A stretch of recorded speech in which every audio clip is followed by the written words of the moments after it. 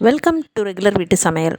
காளான் இருந்ததுன்னா சப்பாத்திக்கு ஒரு பர்ஃபெக்டான சைட் டிஷ் பண்ணலாம். எப்படி செய்கிறதுன்னு பார்க்கலாம். இது கருவேப்பிலை காளான் தொக்கு. ஒரு வாணலில் ஒரு 2 ஸ்பூன் எண்ணெய் ஊற்றிட்டு, எண்ணெய் காஞ்சதுக்கப்புறம் ஒரு சின்ன துண்டு பட்டை, 2 கிராம்பு, 1 ஸ்பூன் சோம்பு போட்டு இது நல்லா பொரிஞ்சு வந்ததுக்கப்புறமா 2 பெரிய வெங்காயம் கட் பண்ணி வச்சுருக்கிறதையும் ஆட் பண்ணி லைட்டாக ஒரு தடவை வதக்கி விட்டுறலாம். இது ஓரளவுக்கு வதங்கி வந்ததுக்கப்புறமா காரத்துக்கு நம்ம இதில் மிளகாத்தூள் போட போகிறதில்ல, பச்சை மிளகா மட்டும்தான்.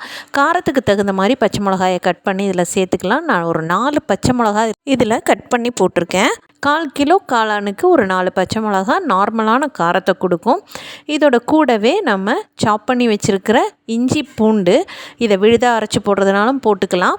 போட்டு இதோட பச்சை வாசனை போகிற வரைக்கும் நல்லா கலந்து விட்டுட்டு, இது கருவேப்பிலை காளான் தொக்கு அப்படிங்கிறதுனால கொஞ்சம் தாராளமாக கருவேப்பிலை ஒரு 2 இனுக்கு கருவேப்பிலை எடுத்து 2ஆக கட் பண்ணி நம்ம இதில் ஆட் பண்ணிவிட்டு இதை நல்லா கலந்து விட்டுடலாம்.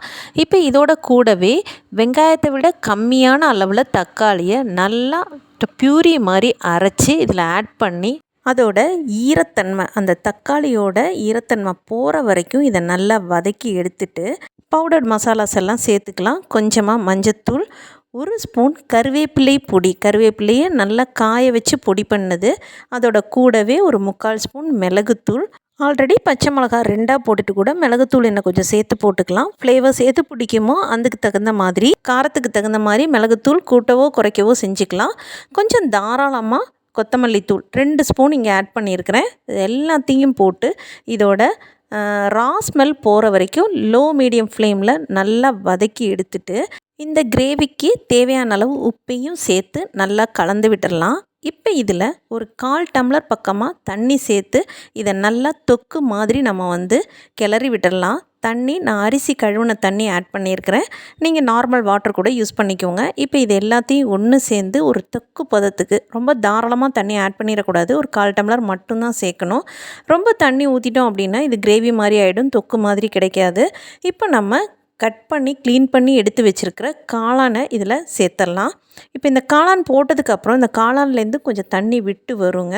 இந்த காளானை நல்லா ஒரு தடவை நம்ம இதில் கலந்து விட்டுட்டு, நல்லா காளான் சூடேறி அதுலேருந்து தண்ணி விட்டு வந்ததுக்கப்புறம் பார்த்தோம் அப்படின்னா அது ஒரு செமி கிரேவி டெக்ஸ்சருக்கு கொடுக்கும்.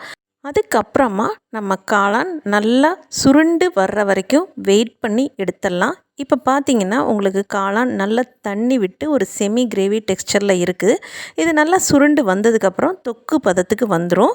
ஒரு 3லேருந்து 4 நிமிஷத்துக்கு அப்புறம் பார்த்தீங்கன்னா அதோட கன்சிஸ்டன்சி இந்த அளவுக்கு பர்ஃபெக்டான ஒரு கருவேப்பிலை காளான் தொக்கோட பர்ஃபெக்ட் கன்சிஸ்டன்சிக்கு வந்துடும். இதை இன்னும் ஃப்ளேவர்ஃபுல் ஆக்கிறதுக்கு ஃபைனல் டச்சாக ஒரு 1/4 ஸ்பூன் கரம் மசாலா மட்டும் சேர்த்து கலந்து விட்டுட்டோம் அப்படின்னா அருமையான பர்ஃபெக்டான கருவேப்பிலை காளான் தொக்கு தயார்.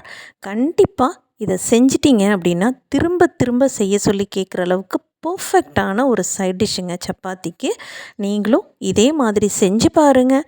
வீடியோ பிடிச்சிருந்தா லைக் பண்ணுங்கள், ரொம்ப பிடிச்சிருந்தா ஃப்ரெண்ட்ஸோட ஷேர் பண்ணுங்கள். உங்கள் ஃபீட்பேக்கை கமெண்ட்டாக சொல்ல மறந்துடாதீங்க. தேங்க்ஸ் ஃபார் வாட்சிங்.